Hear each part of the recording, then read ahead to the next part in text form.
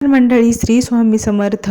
चला मग आज बघूया आपण किचनमधली कामं झटपट कशी होतात ते.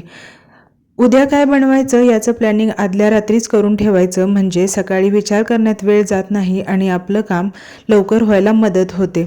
तर आज मी बनवणार आहे बटाट्याची भाजी आणि लाल माटाची भाजी. बटाटे उठल्या उठल्याच उकडायला ठेवले होते आणि तोपर्यंत माझे अंघोळ, देवपूजा सगळं करून होत होतं. तोपर्यंत बटाटे उकडून झाले. एकीकडे लाल माठाची भाजी बनवून घेतली आणि दुसरीकडे पिवळा बटाटा बनवून घेतला.